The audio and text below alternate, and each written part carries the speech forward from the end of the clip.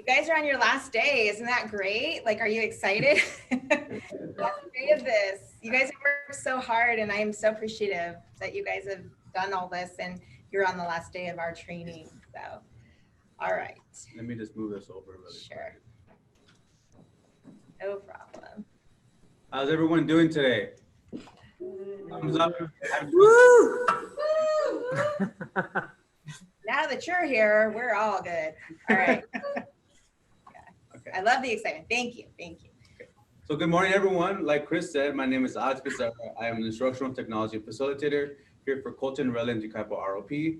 And with me today, I have Wendy McClung, and I am a medical/mental health instructor at the Redlands East Valley. And I'm also a level 1 and level 2 Google certified educator. Awesome. And so today we're going to do our best to kind of walk you guys through Google Classroom. We understand that there's different experiences with Google Classroom so far. Thank you to everyone who filled out our survey yesterday.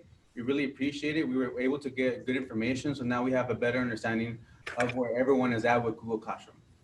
And at the bottom right here, if you guys look at the bottom of our screen, it gives you a bit.ly link. That bit.ly link, you can type it into a web browser and it will bring this presentation up for you. So you can make a copy of it and keep it for future use. That way you can always access it if you need it. Awesome. Is everyone able to see the bit.ly link? And can everyone make a copy really quick for us? Give me a thumbs up once we're ready to move on. You guys done? Hang on. All right, gotcha. Perfect. All right. Thank you, guys. So the bit.ly link, just to kind of reinforce it, is bit.ly/tip Google Classroom. It is case sensitive with the TIP, the letter G for Google, and the letter C for Classroom. All right. Showing webpage blocked? All right. You guys see it? You're good? Are you ready to roll? All right. Good to go? Yeah, thank you. Awesome. So today's agenda, like we said earlier, we understand that there's different levels in terms of the usage of Google Classroom within all of our staff today. But we really want to touch upon how to create a Google Classroom, how to add your students to your Google Classroom, how to create assignments, how to grade assignments, and then the last thing that we're going to touch upon is just a quick feedback survey about this presentation. Does anybody have any questions? Good to go. Can I just add that I know a lot of you already know how to use Google Classroom, and this presentation is really more geared towards people, our brand new teachers who've never used it. So if you have experience using Google Classroom and you feel comfortable, you guys go ahead and you can move ahead of us a little bit or maybe start to explore other options. But just, we are very aware that there's a huge gap between new users and experienced users. So if you have anything to add or support the people around you who maybe don't have the experience, that would be fantastic. Exactly. Perfect. All right. So what is Google Classroom? Google Classroom is a learning management system, or an LMS, and it is where you are going to conduct your class for distance learning next year, which starts in a few weeks. You can create digital classes. So you get individual classes for each period. You can give out assignments. You can grade assignments and send students individual feedback. And it's really nice because you can see everything in one place. It's kind of like a paperless classroom, which is really great. You don't have to worry about making copies, photocopies on a copy machine. Everything is right there for you, including your content and all of the work you want your students to do. So it's a really neat way to hold an online class. Perfect. So at this time, what we want to do with the presentation is, during the first half of it, Wendy will be over there with you guys in the C building to support the 3 different rooms. And then towards the end of the presentation and the other half of it, I will be in the room over there, assisting you guys. If you guys have any questions, feel free to raise your hand and she'll go over and help you out. Just right? flag me down, just do this. And I'm going to be going between the 3 rooms again. But Alex is teaching, I'm going to be facilitating, and as I'm teaching, Alex is going to be facilitating. So I will see you guys in a minute. Cool. Perfect. And as a reference point for this presentation, we created a classroom table of contents. simply hover over a link and it's going to take you over to that specific topic. So for example, if down the road you forget how to reuse a post, you can go into this presentation, click on reuse a post, and it's going to send you to the corresponding slide. So just click on any link to view that information. Are you guys ready to get started? Any questions? No? Gotcha. Green? No? No, I don't have any questions. Which color means question? Or Green. green means question?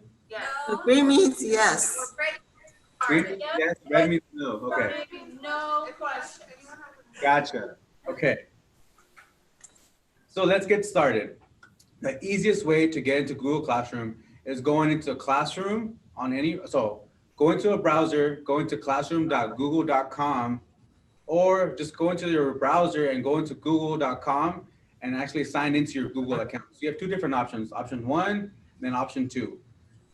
First option is classroom.google.com, and then you sign into your Google account. Second option would be sign into your Google account, click on the Google Apps icon, which is this icon right here. It looks like a waffle. So that's what we call it, the waffle. And then from there, in that waffle, you can click on Google Classroom. Do me a favor and go ahead and click the Google Classroom if you haven't done so far. And then once everyone is logged into their Google Classroom, give me a thumbs up and we can move on. Or give me that green. There we go. Thank you, Alexis.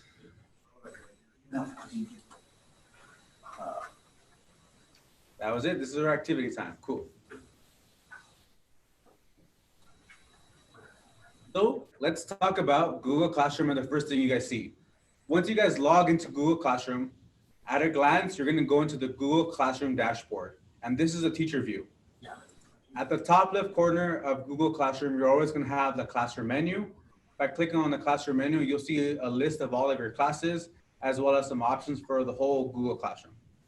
But once you guys start adding your classes here in the dashboard, your classes are going to be card-based. So for my particular Google Classroom, I have Technology 1, ROP Ambassadors, Auto 2, so on and so forth. Each of these cards represents an actual Google Classroom or period for my students. At the top right corner of Google Classroom, you have that plus sign. That plus sign simply means to either create or join a class. As a teacher, you're able to create your own class and also join someone else's class. Students, on the other hand, all they can really do is in a class. 3 more things that I want to touch upon on the card. So we're looking at a classroom right here. You'll see the little folder for each class. Behind every classroom, Google Classroom, will have a file structure. Anything that you do that's either an assignment or a document will be saved. I had it like using the mouse, the trackpad is awful. Also, with the card-based classes, you have a little icon to go immediately into the gradebook of that individual classroom. And then in the top right corner of each class, you have 3 little dots for class options. Is it case sensitive? Is July, is the day in July capitalized? Should I tell him to pause a little bit? Yeah. Yeah, I can wait for a second, Ellen. Oh, thank you. So. You don't have your district one yet, huh? Yeah, you don't have your district one, Virginia? I don't teach a district, I teach here adult. Yeah. So I don't have to, never use this. Okay. Were you able to log in the other day? Yes, I started it yesterday and put my password and won't take it now. Okay. Let me see if I can. So can you go I have to go to IT to reset her password probably. Okay, so I can go get it. Can you? Yeah. Yes, because Alex is presenting. And then let Alex know when you're ready. Where do you need to? Let Alex know when to So continue. if you want to go, yeah. So, he created it yesterday and she tried it too. Right. Wendy to come in here. Yeah, tried it. Yeah, I think he's doing it. Know what classes? Yeah. So it's July. Here? Yeah. No, it didn't. call it IT without having to go there? Like, do you know Sanders extension? Because we need IT, like Rudy or somebody here. Yeah, so I'm still waiting for that and for my student class. Should make our class for feature and for animation and stuff. Should we move on, you guys, or should I wait for a quick second? James, Ellen? Alex, go ahead and move on. You guys good over here? I'll- Okay, we're good on our end. They're waiting on me. Okay, awesome. Give us just a second, Alex. Okay, never mind. I'll wait. 501? Five. Can you call me? We don't have a phone in our office. Yeah, a computer needs to be reset. Wendy said that one of the computers needs to be reset. I should have asked. I don't know what I said. I think her You have two classes. just think of it. You'll get to do 5 periods. By room. So you'll make 5 classes, 1 for each period, is what I should say. Yeah. You won't repeat one. I think one of the teachers is called Virginia. where Ellen is. Or C3, sorry. You didn't see him. Is that it? Oh, Al. Want me to try some variations of it? All right. Let me just try. I just really want to see Joanne, so she's going to. You know what? I'll figure it out. Like all the quizzes I have created. Okay. Well, then, It's probably maybe a typo that happened when you put in the password initially, and that's when it. That's okay. We'll figure it out. Everybody's not here. Let's get it way easy. So Yeah, they'll go through this in Google Classroom. she can't get it. She can't. That's okay. Oh, Alex had a password. Yeah. Easy, easy. And you can reset it. No, No, when you go to reset, I put this, I'll do that. I'm glad. it says, Let me go show it, Alex. and it, It would be a house. For anyone, I'm not sure if I brought this up, for anyone that needs to reset their password for the CRY-ROP Gmail, I do have access to that, just let me know. Now, we need one reset, We Alex. do need one reset here for Virginia. Okay, give me a second. yeah, Thank Alex you. helped me yesterday get in, That's so okay. that's why I'm surprised it That's all doesn't. right. That's okay. It happens. It's the computer thing, isn't it? So, It's all right. No big deal. We're just, I can see you have to do it to kids for sure. there's no reason to worry. Technology does this. And sometimes it's technology and sometimes it's user and sometimes it's both.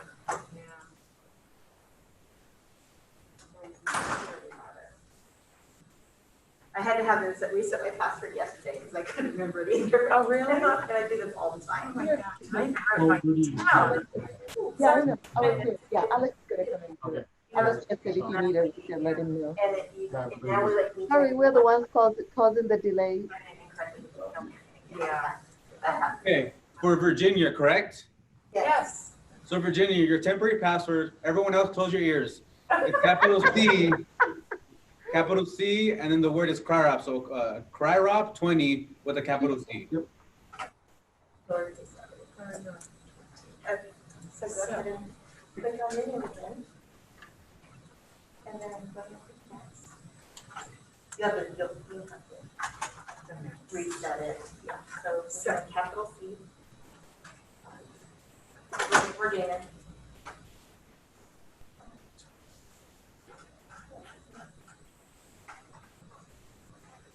Okay, now you're gonna do it. So just go real slow when you take it. It can be the same one. We're almost there, Alex. Gotcha, perfect. No worries. I got her. We got a good amount of time. Yes, we do. People are already exploring the pool. Okay, you got it. Okay, so go. So you got that, you can delete that one, cross that one. Delete that one. So when, you see where your little waffle is? The little Yes. dots? So then you click on that. Click on it, make sure you're left clicking. And then click OK. There you go, perfect. Or just use the mouse. Perfect. We are good. Awesome. So like I was saying, this is the dashboard for the Google Classroom. Let's move forward. I wanted to talk about the folder structure. I think this is really important. Whenever you create a Google Classroom for any of your periods, behind that Google Classroom will be a classroom folder in your Google Drive, which is your web-based file storage system. On the left side is kind of how the structure goes. You're gonna have a classroom folder in your Google Drive. And then under that, you're gonna have the class folder. So you have period 1, period 2. And under each folder as a subfolder, you're gonna have the assignments or activities, whether it's 1, 2, 3, so on and so forth. I just wanted to bring some light to this because I feel like it's important. Whenever you guys create new things in the Google Classroom, it's gonna be stored in the back end in the Google Drive of each classroom. Cool. And there's a little note, like a little folder on the corner. You guys see that of your classroom? That's where all the files are going to be stored. So to go back to the classroom, you just go back to your little waffle and click on the Google Classroom icon. Perfect. Jeez. Then click on class. Okay. So now we're gonna get into creating a class. Earlier, I talked about the plus sign in the top right corner of Google Classroom. When you guys click on the plus sign, please do so right now. You're gonna get this little pop-up menu.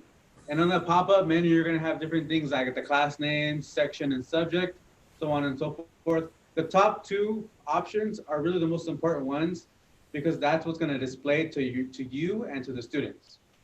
So do me a favor, take like a minute or two to create one class. If you're using your CRY-ROP Gmail, I would suggest creating a class, but calling it kind of like your test class, because unfortunately, you're not going to be able to transfer most of the information over to your new Gmail. So just for testing purposes, give it a name like test class 1, so you guys can get a feel for it. Once everyone has created one class, give me a thumbs up or that green You'll have to recreate this when you little get sign. your email too. But this is just for you to learn it.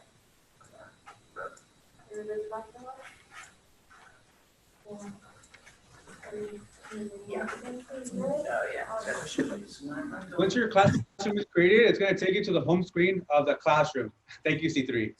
So this is the home screen. At its core, every Google Classroom is broken down to 4 different tabs. You have the Stream tab, you have the Classwork tab, the People tab, and the Grades tab.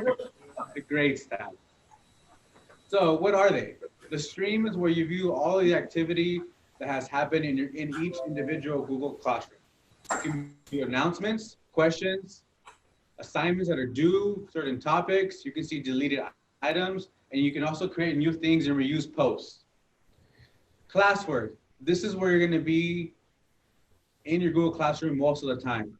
Here's where you actually go in there and create assignments for your students, upload brand new materials, presentations, links, so on and so forth. People is really like the area where you can see all of your students, your co-teachers, anyone who's enrolled in your class. Under the People tab, you're able to invite students, whether it's via email or through the class code, as well as you're able to see some of the options, whether it's individually or the whole class, to mute or mute certain students. And then the last tab that we have, it's called Grades. Simply put, that's where you have the student grade book for each Google Classroom. Awesome. Is everyone on the same screen so far in their own respective Google Classroom? Is it yes? We're good on. Awesome. So let's talk about customizing your Google Classroom. Each class, you're able to change up the banner. In the previous screen, that banner was right here in the middle. So by clicking on Select Theme, you have the option to upload a photo or to choose predetermined themes. It's pretty cool. It gives you a little bit of creativity in your classrooms to switch it up a little bit. And so that students at a quick glance can see what classroom that they're in just with a quick visual. So let's take some time and go ahead and click on Select Theme or Upload Photo if you have a photo, and just change up that banner for the Google Classroom that you made.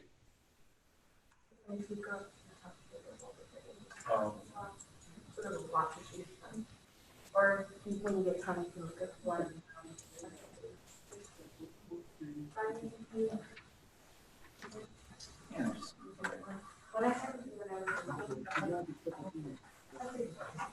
You have to see this. Right. Perfect. Once you guys have updated your banner for your classroom, we're going to talk about the next things, class settings. So every classroom that you have has class settings. And that's going to be the gear at the top right corner, the settings little icon right here. Once you click on that, it's going to bring up all the information for the class settings, whether it's class details and grades and so on and so forth. If you ever create a class and the details for that class just didn't match or didn't work well for your class, you could always go to this gear and change things up down the road to better suit your class's needs. Under that, you're going to have the option for general settings. Here, you're able to view the class code. You're able to copy it, send it out, reset it, so on and so forth. For this particular class, this is the class code. And we're going to talk about how you can use the class code for your students. You're able to view the stream student controls. So here under the stream, which is the activity feed, you can control whether or not students can post or comment or neither, as well as you have the option for the classwork on the stream. So you can really just control the notifications that you want to show on your stream. This is important because down the road, the more you use Google Classroom, the more you'll notice that you're going to get notifications, which can kind of bog down your emails. So just be mindful of this option. And then more under that, you have the on and off buttons to showcase the deleted items, as well as Guardian summaries. Let me take a second on Guardian summaries. So for every student that's in your classroom, you're able to attach a Guardian email to it. And this is the option to turn that off or on, whether or not those Guardians receive a summary of what activity the students did during the week. And then at the very bottom, you have the option to generate a Meet link. So the cool thing that Google Classroom did during this last semester was put this little generate Meet link at the bottom, where every Google Classroom now has a Google Meet attached to it. And you can control that down there. Google Meets the video conference. Mm-hmm. Thank you, Wendy. Yeah, so Google Meet, if I didn't touch upon this, Google Meet is the video conferencing application that Google has that works well with Google Classroom as well as other apps.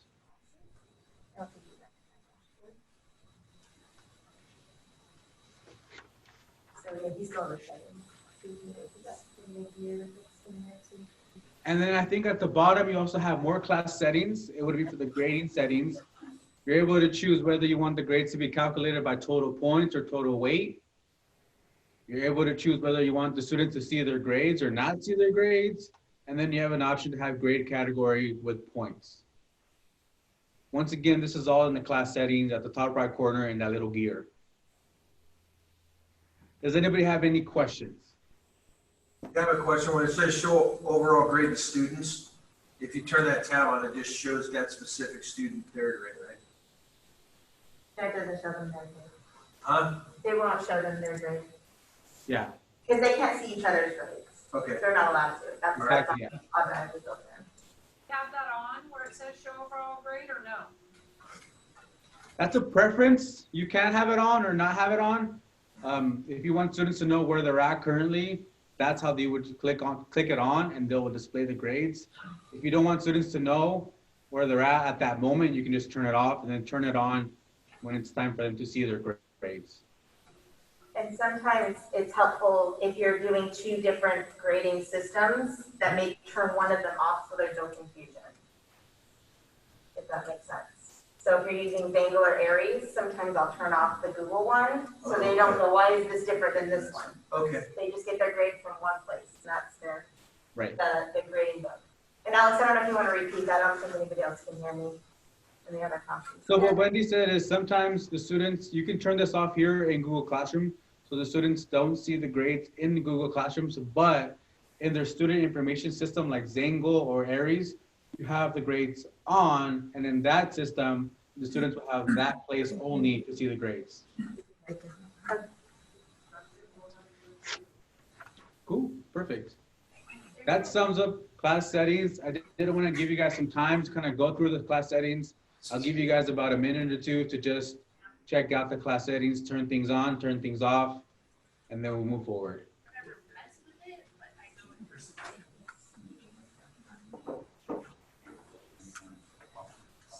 Whenever you guys are ready to move forward, just give me that green sign again. I can just go on to the next topic.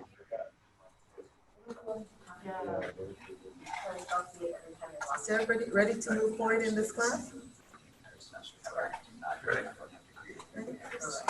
Just showing you your green Are we sign. good? It's good? I think we're getting there. We're looking good. Everybody good over here? Okay, we're good, Alex. Awesome. So up next, we have the classroom main menu. The main menu is at the top left corner of Google Classroom. It's those three little lines.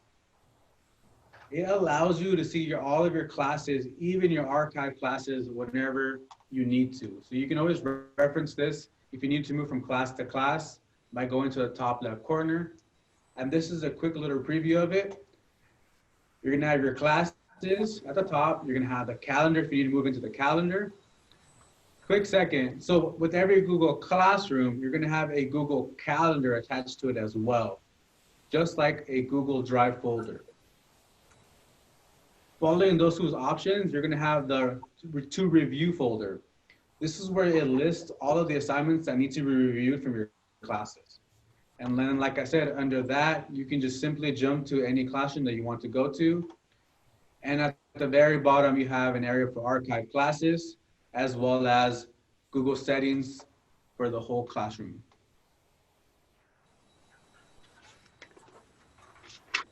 So we're gonna dive into the Google settings next. Cool. So here we have the Google Classroom main settings. What this really focuses on is notifications, comments, and things that have to do with your classroom. The first thing is, do you want to receive or not receive email notifications? For the teachers that are in their second year, how many of you have this turned on? Does anyone have it turned off? So I kind of see some hands, but kind of don't. For the most part, you can leave this on until it becomes kind of a lot of information, because down the road, you probably will receive a lot of email notifications. Under that, you can choose to turn on and off the comments on things that you post, comments that mention you, and even private comments on different types of work. And then at the bottom, you have things to turn on and off for classes that you teach. So like, you can turn on whether students can submit late work. You can turn on or off whether students can resubmit student work. You can turn on and off whether you can be invited to co-teach a class, and then also turn on and off the scheduled, post-published, or failed. And at the very bottom, you have the controls. Alex, you have a question? Yes. Sorry. Go ahead. Did you say that you can disable allowing students to turn late work? I can't hear you guys, I'm sorry. Yeah. I just saw that too. Yeah, I like that. Should I say it again? I was asking if you said that you could disable allowing students to turn in late work, because I know last semester they didn't have that. Yeah. Like, Yes. past the due date. Can you hear that, Alex? Yes, I think I heard it right. So yeah, I think the answer to that question is yes. You do have the option to turn on and off whether students can have late submissions of student work. And I just want to let you guys know that because of everything going on right now, and this being a big platform that most of the schools are using, at least in our districts and other districts around us, Google Classroom is getting a bunch of different changes all the time. So don't be alarmed if you see a new option next week or tomorrow. It's always changing. And I think Google's doing their best to kind of give you guys what you guys ask for to make it work for your classroom as we go into kind of distance learning. Alex, question Yeah. here. Is there a recommendation on anything that should be on or off, or just have them all on? So my go-to would be turn everything on, and then once it's too much for me, I will turn it off. Because if you have everything off, you're not gonna know where you're missing. So I'd rather have everything on than realize, hey, this is too much, let me turn this off, let me tweak this, so on and so forth. But Some of it, can I answer that too, Alex? yeah, go ahead. Some of it might depend on your syllabus. It might depend on the expectations you set up. So if you're gonna accept late work and it has a penalty, you have to turn on that you will accept late work. And then for each late submission, you can determine if there is a penalty or not. I would like to also add that since we're in the middle of a pandemic, you might be a lot more gracious with your students right now. So just my 2 cents from my experience. Right. And then my 2 cents for the comments, for particular the comments one. Like I said, I like to leave things open, but as soon as your class messes around, like your students have no control of what they comment and post, that's when you need to pull in the reins and you can go in here into the settings and kind of take that privilege away from your students. And you can take it away from certain students. You don't have to take it away from the whole class. Right. Oh, okay. Yeah, you have to teach us that. And at the bottom, you're able to turn on and off class notifications for each individual classroom. You have this little drop-down menu down here. It's going to showcase all the classes that you have, and you can turn on and on whether or not you want to get notifications. So if I wanted to turn off like permission, this is where I'm just be turning off the notifications. Yes, yes, that's correct. I want to showcase my classroom really quick. Are you guys able to see my Yes. classes? Yeah. Awesome. So by going to the gear on the class menu in the top left corner, going to the bottom.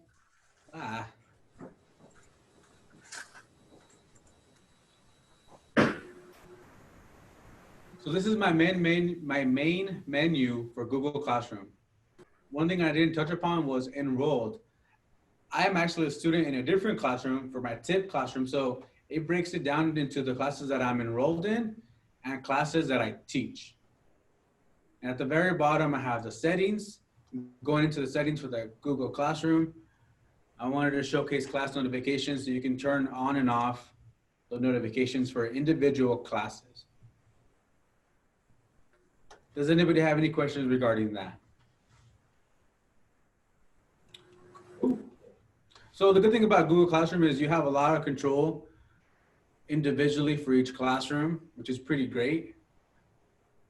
You just have to dig in a little bit to get those controls. I think these will also make more sense when you start using the classroom. Yeah. I think right now they're kind of like a distant concept if you've never used the classroom.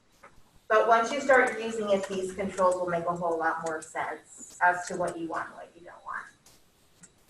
Awesome. So that was my demo time. And now we're going to talk about adding students to your Google Classroom. Awesome. The way you add students is by going to the People tab, yes. And here at a glance, you'll see My People tab. It's broken down into teachers and students. The top part, you're able to add teachers. For my particular class, I have a co-teacher, Christopher McClung. And the way I add a co-teacher is by going to this little person with the plus sign in the right area, and then I can add their email and the teacher will get invited to my classroom. It showcases also whether or not a teacher has been invited but not accepted it. And if you need to basically boot a teacher out of your classroom, you could do that by hovering over to those little 3 dots, and you have controls over that. Now for students, there's a couple of ways to do it. The first way to do it is by going to this little plus sign over here at the bottom area, and then you'll get a pop-up menu. Then you can start typing in student emails and you can add them all into your classroom. Once they're added to your classroom and you have them down here like Deidre and this other one right here, you're able to invite guardians and attach an email to each student if need be. You do have controls of each student, so you're able to hover over those 3 little dots to email the student and see a couple of more things for them, as well as if you go to the left side of this screen and click on an individual student or multiple students, you're able to select to email them, to remove them, or to mute the student. So this is where you have kind of more controls at the individual level of all of your students. So The first step, well, the easiest step usually to add students is through a classroom code. Traditionally, what you would do is you would create the classroom, the students would come into the class, and you would give them like 5 or 10 minutes to join your class. The students have to log into their Google account, log into Google Classroom, go to the top right corner on that plus sign, and click on join class. Each classroom is attached a classroom code. You simply would just give them that code and they're able to log in. From what I understand, because of distance learning, another way to do this is to get that classroom code from each class, go into your student information system, and then send out a mass email to your students, letting them know to join your class with the class code. Does that make sense? It does, and just a note, Alex, just keep in mind, you want your students to log in with their school email, not their personal email. Yes, thank you for that. That is very important. If they log in with their regular personal email, they probably won't be able to join your class because the way Google Classroom and the domain is set up, they all need to be part of the same type of email domain for the most part. And as a side note, students should not be able to create their own classes. If they can create their own class, that might be something you need to bring up with your individual district and their IT department. So how do you get that classroom code? Once you're in the Google Classroom, one way to get it is go into that banner. So here I have my banner for my Technology 1 class. You have a little class code right here. You're able to click on this little option to enlarge it. And then simply put, if your students were in the classroom, they can kind of just copy that code and then join your class. Or you can hover over that code, copy it, go to the student information system and send out a mass email to the corresponding students, your class code.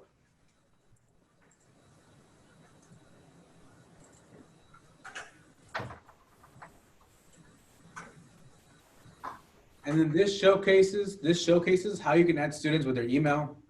So back in that people tab, if you click on the plus icon to add a student, you're gonna get a pop-up menu and you can start typing in a student email address. It should automatically populate the student's name for you. And then you can just click on the students to select them and they can be invited into your class. After they're invited in, after they are invited in your class, you can then invite guardians to each class for your students. Guardians will not join the class, but they can sign up for updates. So I want to make sure that there's a clear difference with that. A guardian cannot join a class, but they can sign up for updates. And you guys can control that in the settings as well with the guardian summaries. Does anybody have any questions with how to add students? All right, you guys, so let's keep going here. Now, we're going to go through the steps of creating some assignments. Now, I just want to say that if you don't have any assignments created yet, that's perfectly fine. I know some of you guys were working on lessons.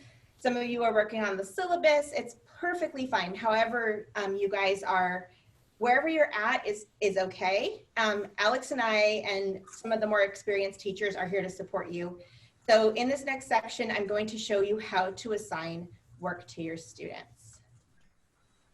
So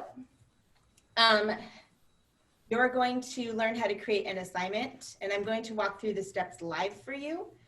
So in order to create an assignment, you can upload materials from your computer. You can bring them over from Google Drive. You can give them videos off of YouTube to watch, or a link to a website you want them to read through. You can also upload PDFs and different materials. So there's a wide variety of things you can share with students on Google Classroom. And you can choose to assign a grade to certain assignments and also create material that they could read without a grade. So I'll explain how to do that in a little bit. So you can also create a blank Google form. And a Google form is kind of like when you get those check boxes, you get a survey or something and you can check the boxes. And it manually grades itself, or it automatically grades itself, I should say, so it's really nice.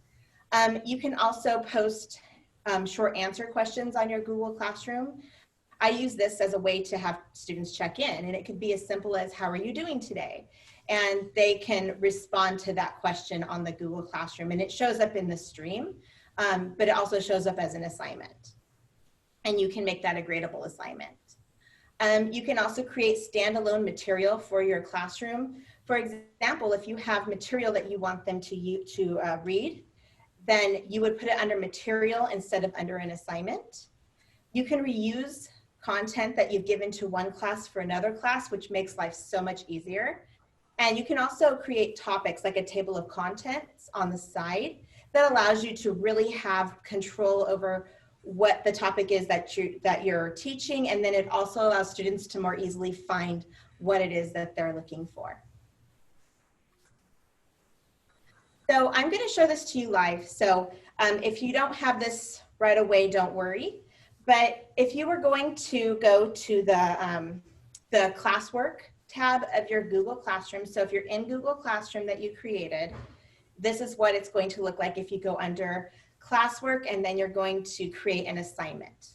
Okay, so you get to title your assignment and give instructions on it.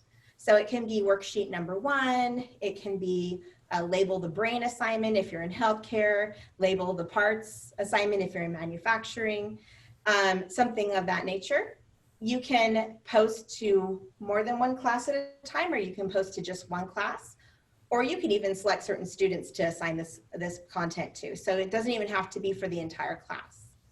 You can set a due date and a time. So if you want everything done by Friday at 3 o'clock, then you set your due date and the time that you want it to do. Some teachers are more lenient. They don't care if it takes them all day. They'll take it at midnight, or 11:59. But some teachers prefer to have that 3 o'clock cutoff, so they don't feel like they have to grade after 3 o'clock. You can select your topic. Again, you can create your topics as like a table of contents, and I'll show you how to do that when I show you the demo. But you can create your assignments under a topic, so students know where to look for something specifically. For example, I usually have one for a syllabus and all the computer user agreements that I have. That way students, if they want to refer back to the syllabus, they just go to that topic and look under there. And then we want to create, you can also create rubrics for your students, and then you can reuse them as well. So Google just added this last year. There's a rubric feature that allows it to be attached to the assignment itself. You don't have to create it in another doc. You can also down here check for plagiarism, but you can only use that for 3 assignments. So if you have an essay you want to assign, you might want to click the check plagiarism feature. So it's a really great feature. I've been asking for it for a long time because I don't like to have to copy and paste student work into the browser to find out if it's plagiarized. So that's some of the really awesome things you can do. You can also schedule your assignment to post later. So you might set it up, and maybe you want it to, on Friday, you're setting up for Monday. So you can schedule it to go up on your Google Classroom Monday at 8 o'clock. And that way students can't have access to it over the weekend, and that it'll post at the same time for every student. So does anybody have any questions about this so far? Thumbs up if you guys are following me. If it's a little bit, like if you're a little bit confused, I'm gonna show you a demo so you'll be less confused, hopefully. All right, so again, you can actually send different assignments to different groups of students. This means that you can assign it to a certain class and then actually click on each student. So here you can see we have assigned this assignment to Alejandro Becerra and Rudy Villalobos. So you can do this for a few reasons. One could be you can assign a different topic to different students. You can break them into smaller groups to work together, or maybe you just need to reinforce a lesson with a student. And for that, you would want to use this feature. I don't think I've used it very often, but there are definitely ways, especially with online, that you might want to give a student an assignment that another student wouldn't get. All right, so I'm gonna try to give you the best analogy for this slide as I can. So let's talk about the traditional classroom you and I probably had. When we were in high school, And I know there's a big age gap here, but I'm somewhere in the middle. So when I was in high school, when my teacher wanted me to do a paper, what did they do? They had someone stand up and pass out a piece of paper for everybody, right? Especially if it's a worksheet. So this allows you to do that. This is the Google Classroom feature. So what you can do, if you can see here, it says students can view the file, which means they can't make any changes to it. Students can edit the file, which means they can edit your original document. You don't want to do that unless you are okay with students messing up what you've created. There's a few ways you will use that, and I'll talk about that in a second. But you can make a copy for each student. And what this does is it creates a copy for every student to write on, and then it creates it in their Google Drive for them. So they're not going to lose it at that point. So it's like passing out a paper to every student. So every time you assign something that you want students to get back to you, you want to make a copy for each. Look at on here. No, I'm just trying to follow So along. if you go to create and you go to doc. I think I'm going to slow down. I think we need to make sure I did there. Assignment document. Mm-hmm.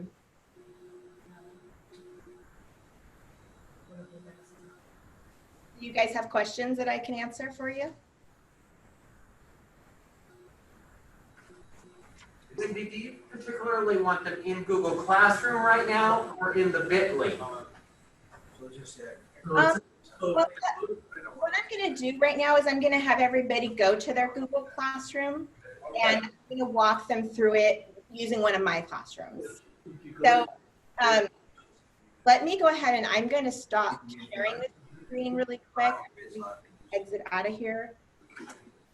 And I'm going to show you what this looks like. So there's when you go to create a new assignment, you have an option to stay with the plan. Okay, go back to the classroom. And then this is where students can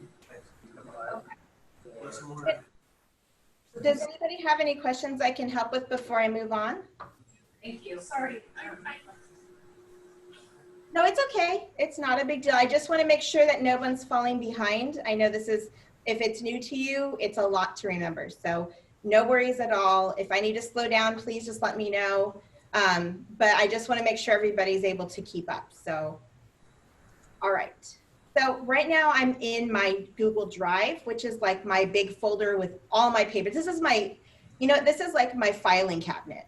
Okay. So Google Drive is equal to your filing cabinet.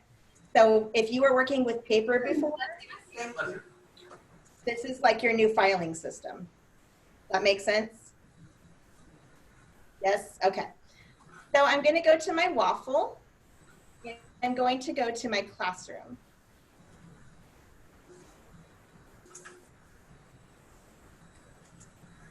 And it's telling me a little bit every time I log in, there's something new about the classroom, which is really cool. So it gives me the updates. And I'm just going to say got it. So I'm going to go to this classroom I created specifically to show you guys how to add an assignment. So this is my dashboard. And again, we've got new notifications, which is cool. At least they keep you updated. And as you can see here, Alex posted, he's my student, and he put on the wall that he's going to be late to the Google Meet session. I'm sure he was just kidding because he said just kidding underneath it. But this is, if you allow students to post on the stream, which is like your conversation area, students will be allowed to put things onto the stream. So I've had students that like to self-promote, and they say, hey, follow me on Instagram. Hey, follow me on Twitch. And I have to remind them kindly, you know what, self-promotion is, I admire your spirit, your entrepreneurial spirit. I can't talk today, but not in my Google Classroom, please. And so eventually I did have to mute the student because they were disrupting the flow of my classroom. But again, just keep in mind that if you allow your students to post, sometimes you might get things that you don't want there. So not saying I didn't want your piece of like your communication, Alex. I'm just saying, for example, this could say, follow me on Instagram. And that's the kind of thing that high school students might have a tendency to do. So, all right, so you can see here I'm on my home screen in this particular classroom. And there's my class code up here. I've got this background. So we're going to go to the tab, and if everybody can follow along with me in their own classroom, it kind of helps. That way you can walk yourself through the steps and model what I'm doing. So just, is everybody there right now into your own Google Classroom? Yes. Yes? Yes. I see it. Okay, so click on the classroom icon right here, and we're going to create an assignment. Okay, so this little plus sign that says create, you're going to click this. Now it gives you options. For this, I'm just creating an assignment. I'm not going to do anything really fancy, but I have created a labeling project, and the project I created, I don't expect you guys to know how to make that project, but it might help later down the line. If you want to contact us, I'll show you how to do all that cool stuff. So create assignment. Now I'm going to give the assignment a title, and you can just put test assignment. You can put whatever you want. Oops, and I can't spell today. Brain labeling assignment. Okay, so fill in the blanks for this assignment. Okay, so I've given instruction, and I'm going to add it from my Google Drive. So again, I've already created this assignment. It's in my Google Drive, but as you can see, you have other options here. So you can link them to another website. Not to overwhelm you, but there's definitely other technology that you can incorporate into Google Classroom. There's websites like Formative, Nearpod, different things. And I'm not going to get into those today because that's going to overwhelm a lot of you, but you can link to a different website that maybe gives instructions or is a website you want them to go and do an assignment on, okay? The file would be if you're uploading it from your own computer. And then of course there's YouTube. And YouTube might be something you embed in this assignment. You attach it and then you give them an assignment to go with the video. You can add more than one item to your assignment. So if you want to add a YouTube video and then a Google Drive assignment, you can do that. So I'm just letting you guys know. The other thing you can do is you can create an assignment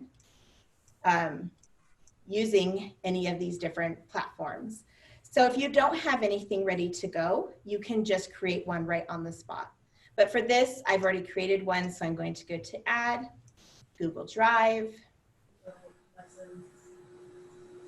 and I'm going to pull up this brain labeling project, and I double clicked it. So it automatically added this assignment to my Google Classroom, this assignment.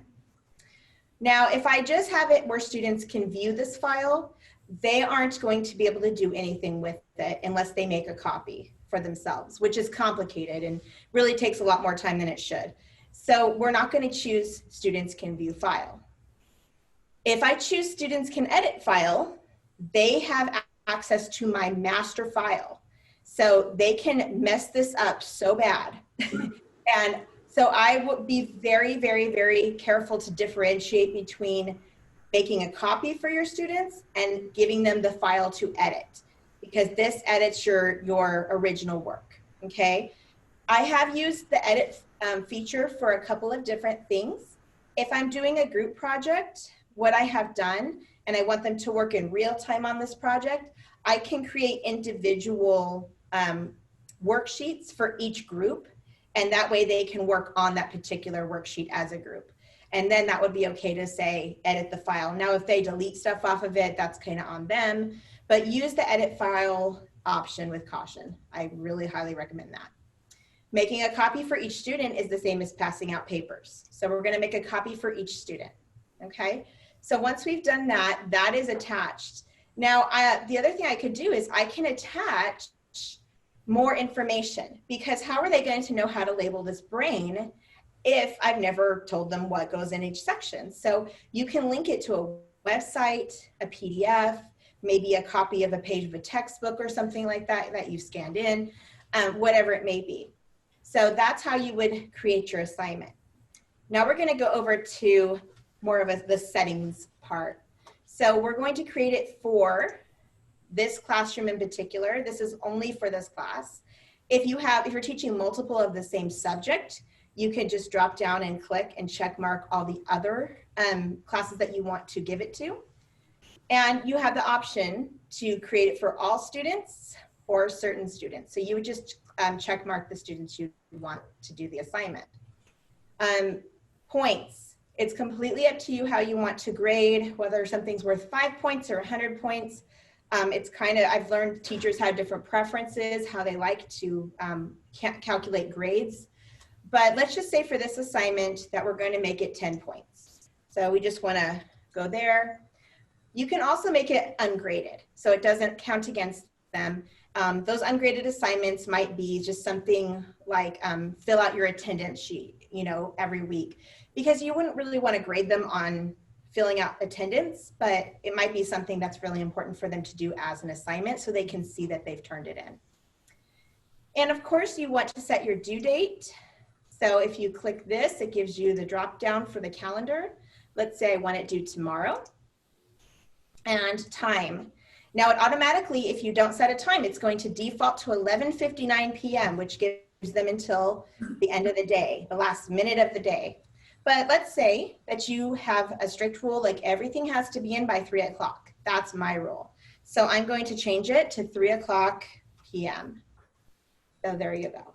So now you have a due date and a due time.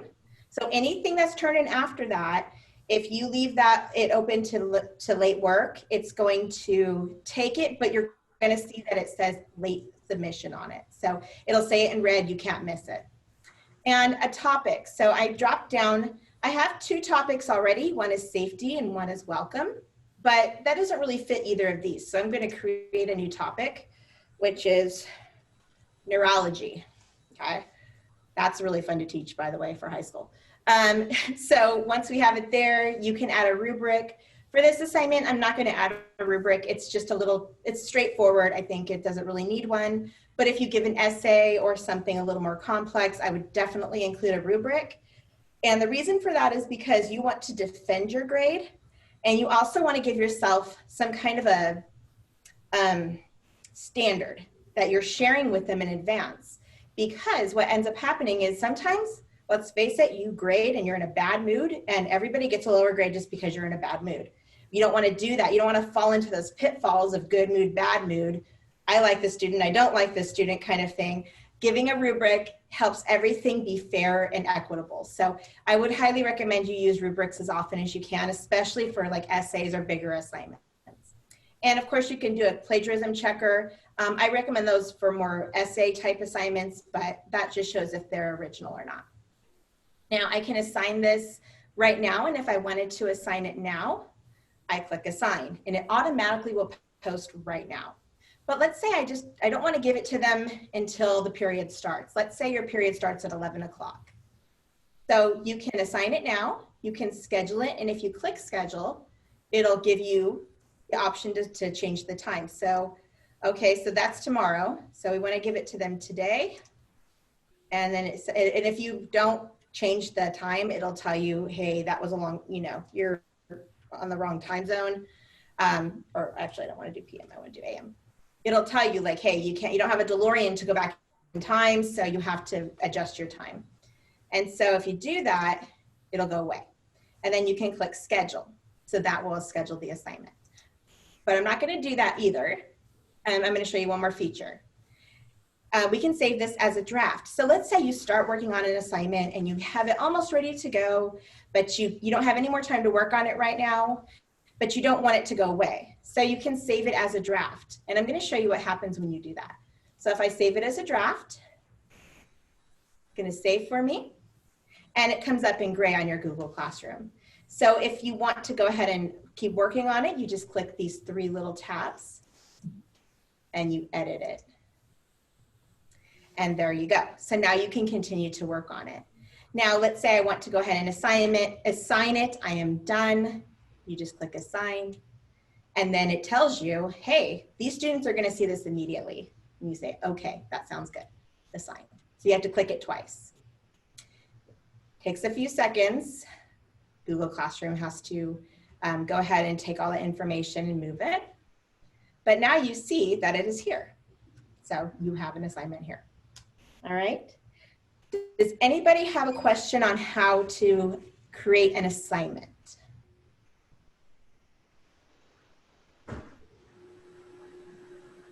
Sounds like everybody's good. Okay. So I just gave them an assignment that they can work on. So my students, I can give them the lecture or the feedback, and then they can start working on this. Now, I'm going to show you something else that you can do. All right, so that is really a good feature for open-ended assignments where you want them to type in and do different things. That's a really good feature. However, I'm going to show you a way to make it much easier on yourself in some ways. So for example, I might give a quiz about their syllabus, and just to make sure they read it and make sure they understand, I pick the top points I want them to get from my syllabus, about late work, about what I allow and don't allow, about what my email address is. I mean, I sometimes kind of drill them because I want them to remember this is the teacher who will dock my points 50% if I turn it in late. So don't turn things in late. And if you give them a quiz on your syllabus, it reinforces that, hey, this teacher wants you to do this. They're learning 6 different teachers, so it helps to kind of give them something to review.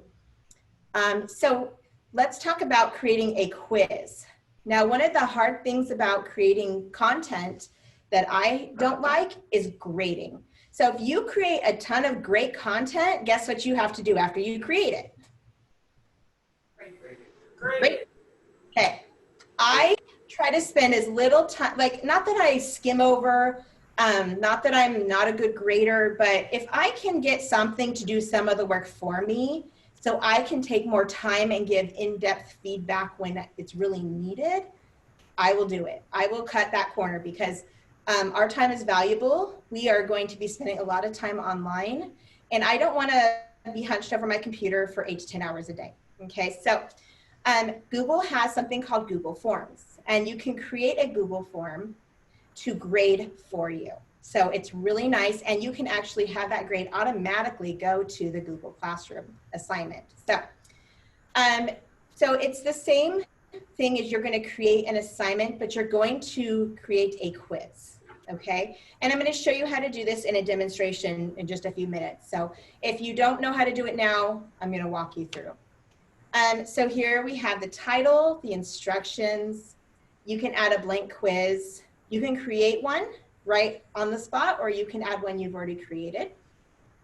And if you want to edit the form, you can add it from, like I said, your Google Drive, but you can edit the one you've already created. Now, if students have Chromebooks, you can actually lock the quiz so they cannot click on another browser to look up the answer. It's up to you if you want to use this technology to your advantage. I will tell you that I know that they have a phone sitting in their lap along with the Chromebook. So, I mean, you can pick your battles however you want, but most students are going to have access to another resource other than the Chromebook. So locking them out may not be your most reliable solution, but you're free to do that. So that just means they can't click around. And then of course, if you click the grade importing, it's going to import the grade that they earn from the quiz, from the form. So let me go on. So when you create a blank quiz, you can create different, I'm sorry, I went ahead. Let me get back here. All right.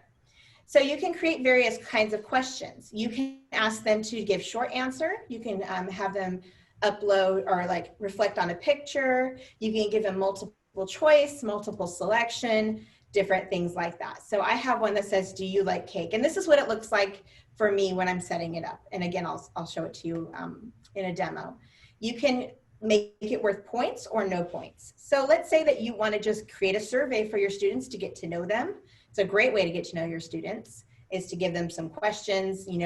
What are your hobbies? What do you like to eat and drink? What kinds of music are you into? Students love talking about themselves, you guys. They love talking about themselves. And you're an adult that cares about them. And that builds that bridge between you and them. So I highly recommend you give them an assignment where you allow them to talk about themselves. Okay, so the forms in Google are created to be very versatile. And when I say forms, this is what I'm talking about. I'm talking about like a quiz type format. So let me do a little demo for you guys. All right. So we are going to create a quiz on my syllabus. All right, so we're going to go under classwork. So if you guys want to follow along with me, this is going to be, forms is a little bit, it can be a longer lecture. If I wanted it to be, I can talk about it a lot more. I'm just going to show you really basic features on how to attach a form to it. Okay, so that can be a kind of something we review on another day, is how to create that actual form. So under classwork, we're going to click create. Now you can click quiz assignment and it will allow you to, it creates a Google form automatically for you. So in order to add the questions, you click the blank quiz, and now you've got a Google form. Okay. Did you guys follow that part? Go through that one more time, please. Sure. Okay, so I'm going to X out of it and start from the beginning. Okay, so are you on this page in your classroom where it says you're under the classwork tab of your project, or of your, I'm sorry, your classroom? Yes. Okay, so go to the blue create button, click it, and we're going to click quiz assignment. And this will prompt us to fill out a Google form and make it a quiz. Now again, this doesn't have to be an actual quiz. You can use it to gather data. It's like a survey, but you can make it into a quiz assignment. So we're going to click quiz assignment, and it automatically adds this blank quiz form. Okay, are you guys there?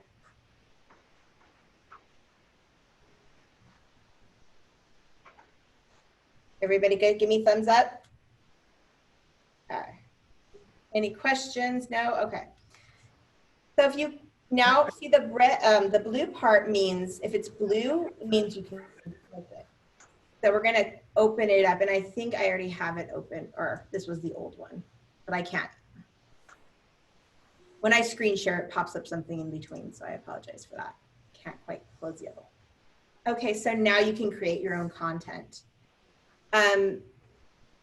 Let's see here. So if you want to ask them a question, this is where your question will go. You can choose whether you want the response to be multiple choice. The checkboxes means multiple selections. So essentially they can choose, like if you said which ones are correct, they can choose more than one. That's what the checkboxes are. Drop down gives them a drop down menu. I'll use drop down when I ask them, like, what period are you in? What class are you taking? What grade are you in? So they can select one from that. They can also, you can also ask them to upload a file. So maybe you can say, hey, add a picture of your favorite vacation spot, you know, something like that. So they also have short answer and paragraphs. So there's all these different things you can do with forms. It's pretty cool. Again, it's kind of a rabbit hole I don't want to get too much into right now because I don't want to overwhelm anybody. But you can just change the name of your quiz to quiz 1 or whatever you want to call it. And then you can discuss what it's about. And you can start adding your questions here. The answer key, if you want to make one of them the correct answer, you would click answer key and it would allow you to do that. And that section right there also allows you to assign points. Okay. Now, if you want to go back to adding your answers or setting up your question, you go to add answer feedback. Oh, I'm sorry, that's wrong. I was incorrect. You go to done, and then it does that. So you can add pictures and things like that. You can make it so it's required, and you can even duplicate the questions. If you have the same answers and you just want to change the question, you can do that, or you can just delete the question altogether.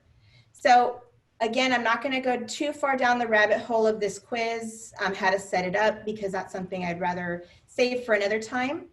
But I want to show you how you might want to add one of your own quizzes. So I just deleted the quiz from that they gave me, and I'm going to add one to this one that I've already created. So there it is, my syllabus quiz. Now I wanted to do this so I could show you what this looks like on my end of things. So this is my syllabus quiz that I created, and you can see if it has a little red asterisk, it means that it's required. So it asks you which of the following is true. So you have to, the students have to choose one. What is the best way to contact Mrs. McClung? I'm missing the asterisk there, so I would want to go back in and add it. And so if I want to edit any of the questions, I click the, it's not a waffle, I don't know quite know, it's like a Hershey bar, this little thing right here. And if I click it, it allows me to adjust that question. And then I can click off of it, go on. So this is a quiz I created. Now when students respond, you'll see their responses here. If I click this, it says waiting for responses. And if I want to export those responses into a spreadsheet, I can do that as well. It's not always necessary to do that. It's kind of a preference. But I want to show you, this is what it will look like on a student's end. So if you click the little eyeball in the corner, let me go back one more time and show you where that is. There's an eyeball right here. Do you guys see that? That means that's what it looks like to somebody else. So that's what the students are going to see when they get it. At the end, they'll submit it. I used it a little bit last year, but not, probably isn't. Like you used it in the classroom, you used it in distance learning at the end? In the classroom. Okay. So you, some of you guys have used it. All my experience is just from my own. No, Yeah. Wendy, I have a question. Yes, what is your question? Is there a way to apply a timer to this Google form? Ooh, that's a good question. At this time, I don't believe there is. Let me, Alex, do you know if there is? Because I believe you cannot. I think there is a time, no, there isn't then. No, not, you know what? That would be probably something Google can adjust. Google's always updating, so they've added a lot of features, and that if that ever becomes available, I would recommend that, you know, I'll let you guys know. We'll like email you and say, hey, guess what? Or it'll just pop up on here. And if it's going to be a feature you can use, it will be under the gear. So remember, gear is your settings tab for whatever you're doing. So it'll ask you what you want to do with it. If you want to limit it to one response, or if they can submit multiple responses. If you want to restrict it to your school district, which for mine, it says Colton Redlands Yucaipa, but if I was using it with students, it would be Redlands Unified. And it'll give you options to show the progress bar, to shuffle the question order, which is kind of nice if they're working together, you know, next to each other, that they don't have the same answers. And then it'll allow you to make it a quiz that has point value or not, and turn on that locked mode where they can't jump into other tabs. And then they will tell the student the grade, right? When they get done, it'll give an evaluation to the student of how they did. I really, really recommend, unless you have to go back and read some of the short answers or the paragraphs, or unless you're hand grading it at all, give them the feedback right away. Let them see what they missed so they know where they stand. I'm a big proponent as an educator of giving the quickest feedback possible so students can correct what they don't know. Does that make sense? Yes. Yeah. Question. Oh, yeah. Is there a way to limit how many times that form can be accessed? Per student, yes. So it would be under the settings tab. You would make sure it says limit to one response, and that you would want to make sure that they have to log in first. So they would need to use, so you would want to click both of these boxes. So it's going to limit it to the students in that district, and it's going to limit them to only give one response each. So they can't go back and change the answers. Yeah. You don't want if you don't want them to do that, that's fine. You can also give them the quiz again. If they did really poorly, you can adjust it or make a second quiz that that has a little bit different content in it. But this is where you would actually go through and like adjust some of those settings. And you can even make it look, different colors and stuff. So you have the option even to change the theme on these as well, which I love to do because I like making things pretty. So you can choose an image for your header. You can make it look like spider webby. Did that answer your question? No.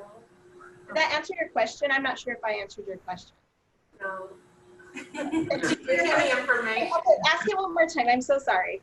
No, it's completely okay. I meant more when I meant accessibility. So is there a way to limit how many times a student can open that one particular assignment? Like that quiz. So instead of allowing students to be able to open it once, glance at it, and then come back to it later. Oh, I see what you're saying. Once you open it, you can't access it a second time? Like number of attempts. Number of attempts, yeah. You would, I think it would, that's a good question. Alex, do you have feedback on that? Because I'm not aware if there's a way. The only way I can think of is that in the assignments tab in Google Classroom, you limit the assignment on that end, but not in the form itself, no. Forms are really just meant to be form, standalone, open. Yeah, so you can limit it more in the Google Classroom assignment. And then one more. Yeah. One more question. One more. Okay, go ahead. When you assign a deadline or a due date for an assignment, does that also populate on your Google Calendar for that classroom? Yes. Yes, it will. So that student, when they go to their dashboard, let me click out of this real quick. When they go to their own dashboard, they should be able to see I'm sorry, I'm moving around, so it's funny you can't see, but I'm moving around the your screen where I can see you. Just go back and forth, so sorry about that. You're fine. So it'll come up, and do you see how it says due Friday, due, and it gives you different times? That's where they're going to see it. So it'll pop up there and in their calendar. That makes sense. It comes up in my calendar too for that class. Thank you. Oh, of course. Is there any other questions? I'm trying not to go too far. I would love to cover Google Forms more and do more work on it, and maybe do more trainings on it as well, because I think that's that's going to be an area that you guys might use a lot of this year, and I want to make sure we cover all these questions even better and give you more ideas and more kind of like diversify that just like multiple choice thing, because multiple choice is cool, but what if you wanted to do something more adventurous, like watch this video, now answer the question, and if they answer this, they go to this tab. I mean, there's all kinds of things you can do with it. It's pretty cool. But if you have any other questions about Google Forms, or if you need some help, definitely reach out. And when we do our work time, that's going to be a good time for us to kind of look over your shoulder today and like help you with whatever you need to. So definitely a good thing. Now, are you guys cool if I move on, or do you have anything else about assigning work that you want to get into? Give me a thumbs up if you're ready to go on. I guess. Okay. Well, don't worry. We'll come by. Alex and I will both be helping out today. So, all right. I want to share with you a couple of other things you can share, create, and then you can create material, which is just material. It doesn't have an assignment attached to it. But let's say, for example, you want to include your syllabus into the Google Classroom. You would want to put it under material. That way that they can just read it. It's only for read only.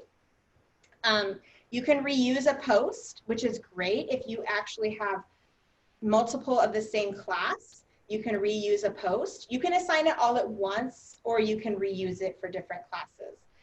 Sometimes my classes are not at the same pace, so reusing the post comes in really handy, and it makes a copy of all the assignments all over again for that new class. So I'm going to go ahead and go to grading. Okay, so we're going to go back to the presentation here, and I'm going to show you a screen with it. So that just shows you right there, if you're following along on the bit.ly link, it shows you how to post a question, poll, or survey for your students, and that will show up on your stream page. You can write the question and then the instructions. You can even include a video for them to answer, or you can make it short answer or multiple choice for them. The materials, what I just talked about, where you just put information only, it's not an assignment and it's not graded. So again, syllabus, PDFs, documents that you want them to read would go under new material. And then I talked about the reuse. So reusing the post allows you to reuse something from another class. Let's go ahead and get started. We've just got a little more to cover. I just want to show you how to grade your student work, which I think is actually the most exciting part of all of this, because you get to see whether or not your students understand what you're doing. So, all right, so I'm going to show, again, I'm going to show you what it looks like, and then I'm going to demonstrate it for you. So you guys will have this screen. You all will not have the ability to have student work to grade. So I apologize that this is kind of hard for you to follow and model, but I'm going to show you how I can do it and what you'll see. So again, you won't be able to return the demonstration because you don't have any students turning in work, but I'm going to try to walk you through this the best I can. Okay, so please let me know if you have questions as we go. So in order to grade the student work, you will be able to see if anybody's turned it in just by opening the assignment on your Google Classroom. So you can see here that nobody's turned this in and 3 of them have had it assigned. So usually the first couple days, you know, people start to trickle it in. This is where you're going to see your students where it says assigned. The ones that aren't doing the work and the ones that have done the work will show turned in. And this is the assignment that they had. Okay, so when you open it up, you're going to see this. You're going to see your students, and it will show you the option to add the grade right here for the assignments that are submitted. Now, as you can see here, it says 0 have turned it in, so there's no grading option right here on this demo right here. So you can sort it by status, who's turned it in and who hasn't turned it in, alphabetical, whatever that may be. And if they attach anything to the work, you'll see it underneath their name. So the weird part is you can actually see what they have done, even if they haven't turned it in, as long as that is attached to their assignment. So for example, if you give them a worksheet, it's going to show you their worksheet, but it'll show you what they have done as of that moment. So it's kind of a nice way to see where your students are at. So have they started it? Have they finished it? And where they're at with it. So, all right, I'm going to exit out of this really quick, and I'm going to show you how to grade. All right, so we're going to go back to classwork. Now, I have one student in my class, and his name is Alex. So Alex, I assigned him a welcome worksheet. And Alex is watching me grade his work live. All right, so I created this worksheet for my students to fill out, my one student. And as you can see here, 1 has turned it in. So I'm going to click on that. I clicked on where it said 1 turn in. Now I can see Alex has filled this out. Okay, this is what I'm talking about when I said, if you have an assignment attached to your student, you can see if they've done anything on it. And I can kind of tell I don't have the greatest eyesight, and as I age, it's getting worse, but I can see from here that there's some items written in. So I'm going to click on his assignment. And it allows me to see it in a new window if I would like. And then it allows me to create a comment bank, which means I can choose from a variety of comments that I have predetermined. And then I can enter an overall grade and send my assignment back. So I'm going to show you how to do that step by step. Okay, so I asked a few questions of Alex, and here are his responses. Okay, name is Alex. Okay, good. He knows that. 5 points. No, I'm just kidding. 2 point. I give him 2. I have assigned 10 points to this assignment, and I got 5, so I'm just going to give him 2 per answer. Okay. Alex has his name right. That's an automatic 2 points. Favorite food? He said hamburger. Cool. I'd love to hear a little bit more about that. I'm like, okay, hamburger is not really specific, but I do see down here he likes In-N-Out, and he likes eating hamburgers. And he likes to eat go to In-N-Out in Las Vegas. So I am pretty it's kind of tough when you do this distance learning thing. How do you connect with your students? How do you give them really good feedback? You know what I mean? Like, in a classroom, I could look over their shoulder and say, hey, Alex, I love hamburgers too. That's really cool. What do you like on your burger? And, what's your favorite side? And, kind of give a little more information. And it's that intentional, what are you like? Do you like jalapenos on your burger? Do you like cheese? Are you allergic to cheese? They don't have to tell you that, but it's just a matter of creating that bond with your students. And it gets to be really difficult to do when you're in an online setting. So I really advise for teachers that you guys give really personable feedback to each of your students when you can. So for this, I'm going to highlight where it says hamburger, okay? So I've highlighted this. Oops, I just want to highlight the hamburger part. It doesn't really matter. So that's gonna show what I'm addressing. And you see when I do that, this little plus sign comes up and it says add a comment. So I'm gonna click that. Now that allows me to ask him a question. I'm gonna have to scroll over because it's kind of coming out of the window there. I get to ask him a question or make a comment on something. So one way I can do this to make it easy is I can put at Alex. I believe it should come up with his, is it Alejandro or Alex? That says Alex. So I can type his name. Hey, I was asking. Sometimes it says stuff. So if I type his name, it'll pop up and it actually kind of tags him. I'm not sure.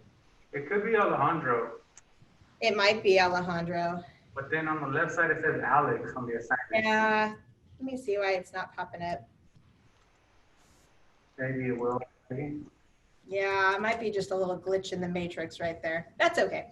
So I can say, Alex, comma, what do you like on your hamburger? And then I click comment. Now, when Alex gets this back, when I resubmit it to him, he gets this comment on the side.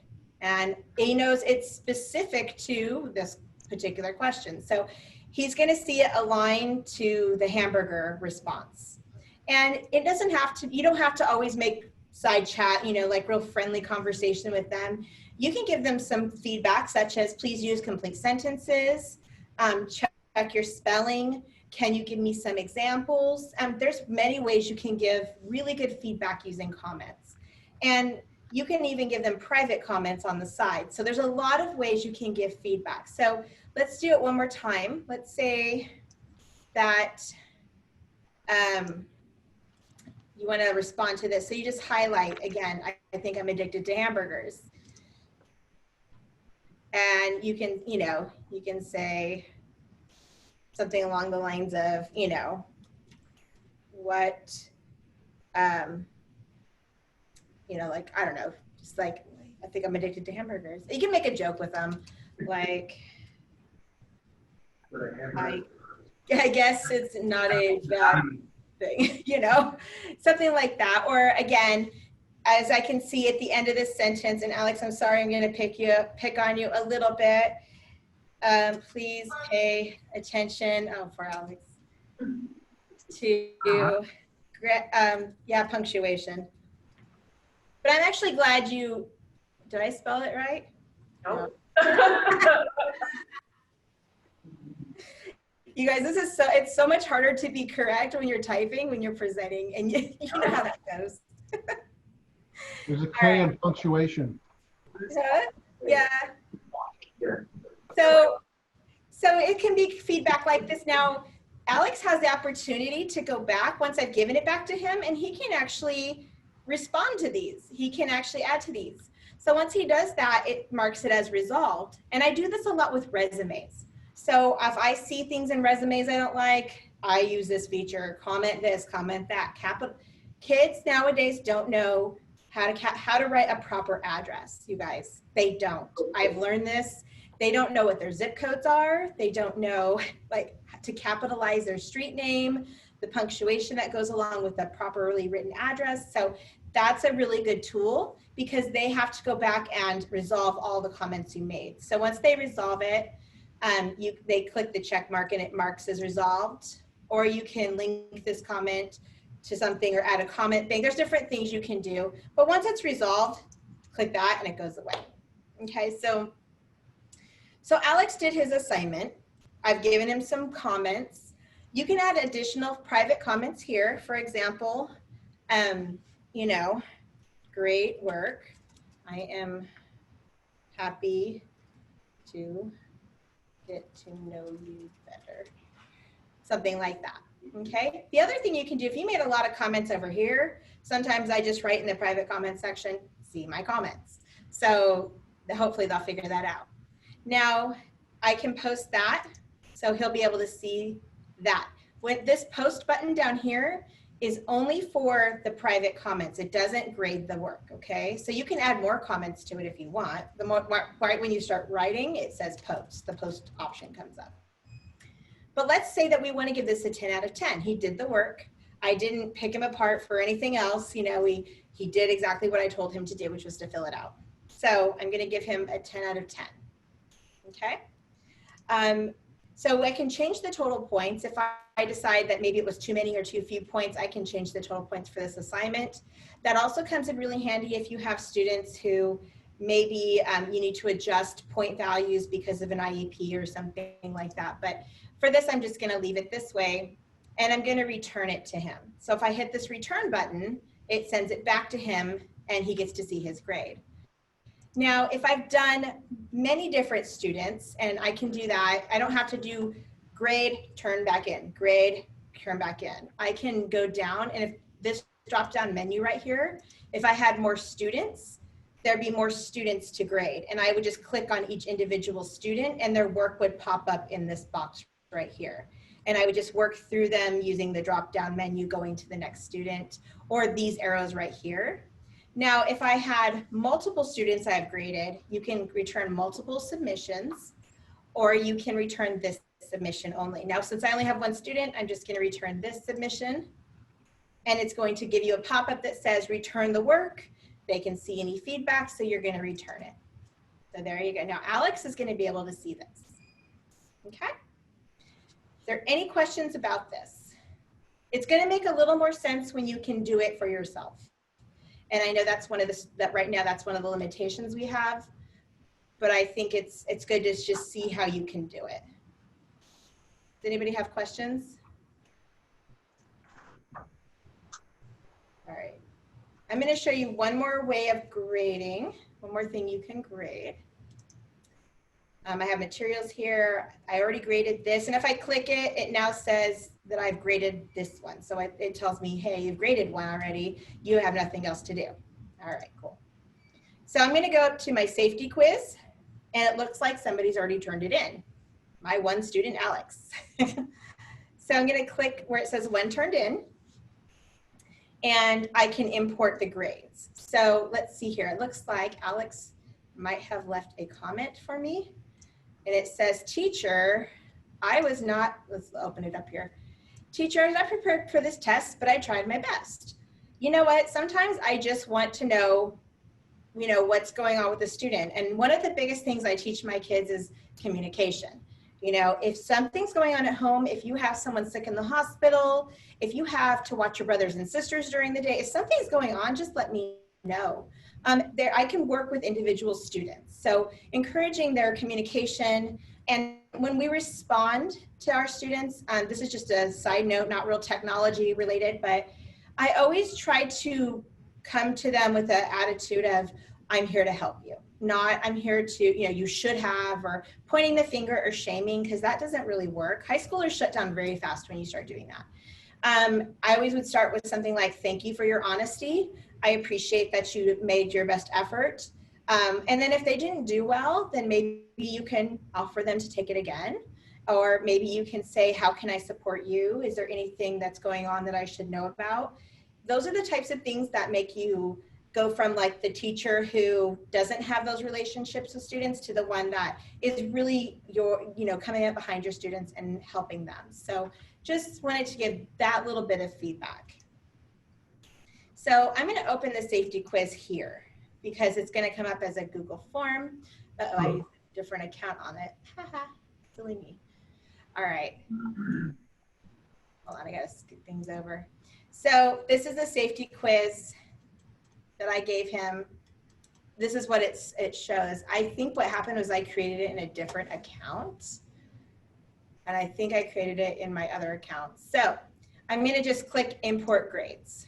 So I'm going to import those grades directly into the classroom. So whatever his score is what he's going to get. And he got a 4 out of 5.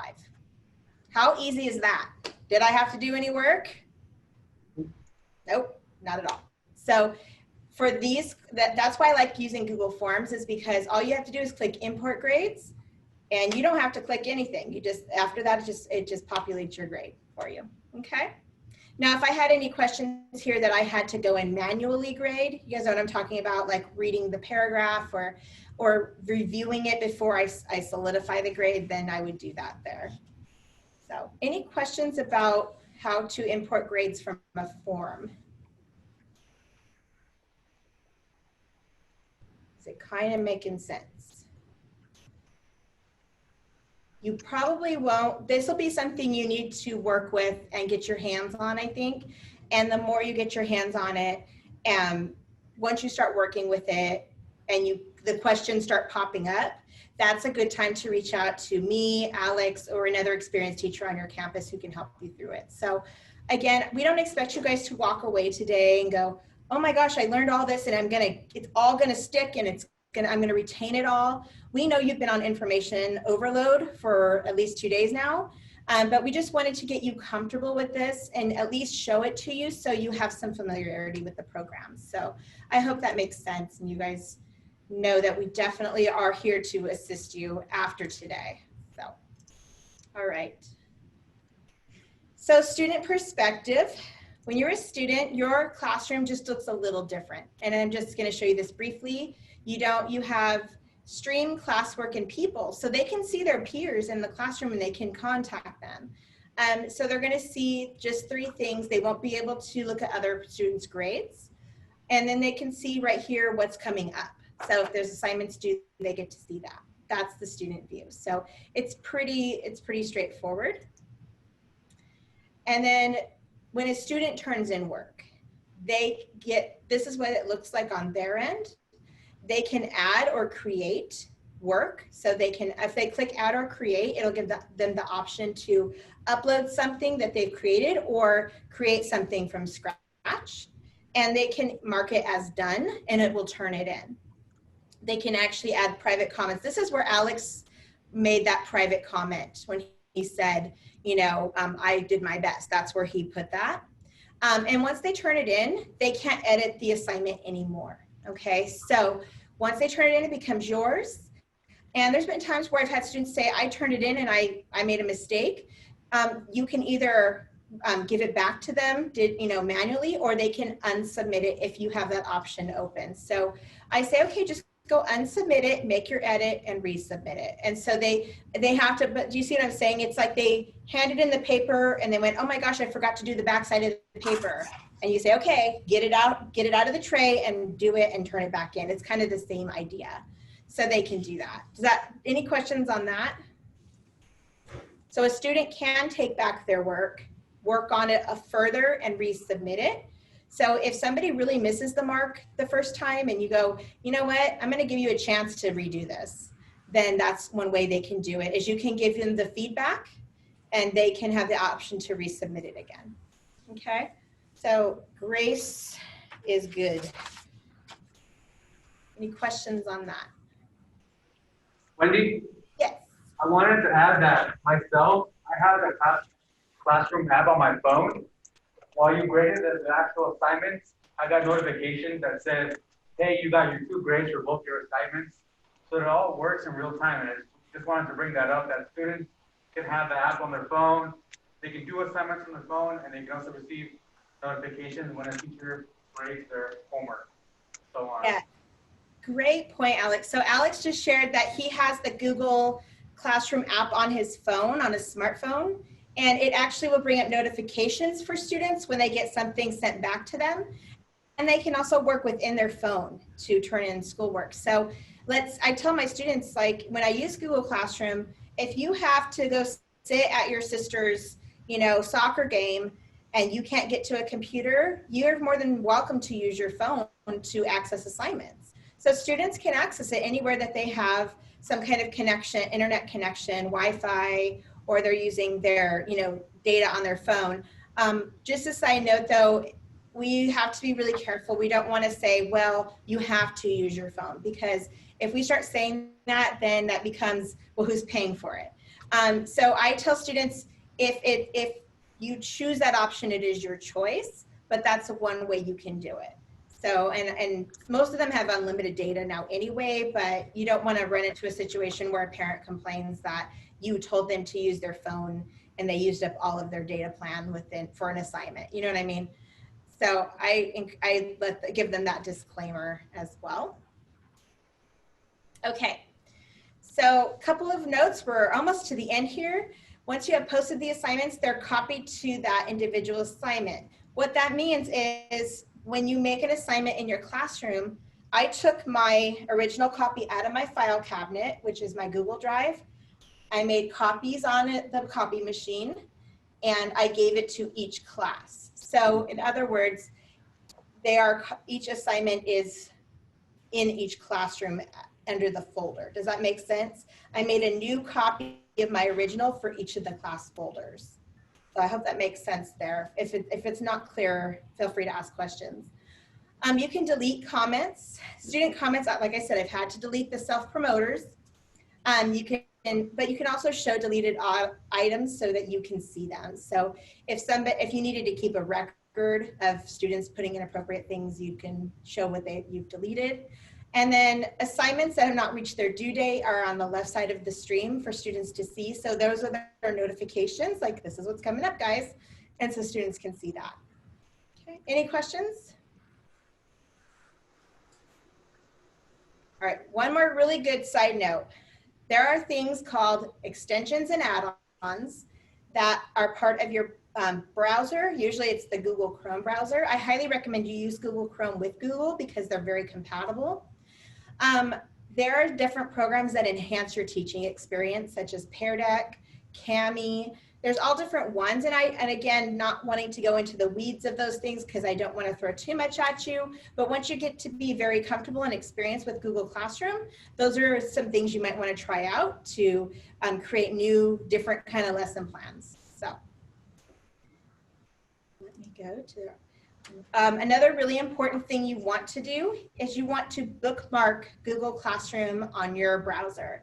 So in order to do that, you want to go to the web address, classroom.google.com, and you want to click this star. And when you do that, it'll ask you to bookmark it. You're going to name it, and you're going to tell it where to put, which folder to put it in. But bookmarking these things saves tons of time.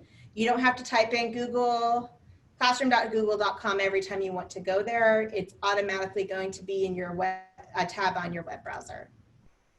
And if you're following along in our bit.ly link, there's different links here: Classroom Help, how to archive your classroom, what's new in Google Classroom, and some tips for teachers. So I'm not going to click on these links, but these are for another time when you want to get to know more, or if you need some help and you want to try checking the internet first because it's late at night, that's where you would click. Okay, so now it is your time to start working on your lessons from day 2. You're going to create topics, create a few topics to start the organization. You can add an announcement. You might want to save it as a draft. You can try to create 2 or 3 assignments. I don't know if you're going to have time to do all that, but at least get started. And then you can create a short answer to a question. So in other words, I'm going to give you freedom to work on whatever it is you want to work on in your Google Classroom right now. Okay, so This is a time that Alex and I are also going to go around and give one-on-one help. So if there's anybody who needs a little help or guidance, or you're not sure what to do, please let us know, raise your hand, and we are here to support you 100%. Okay? So let me go ahead and come on over.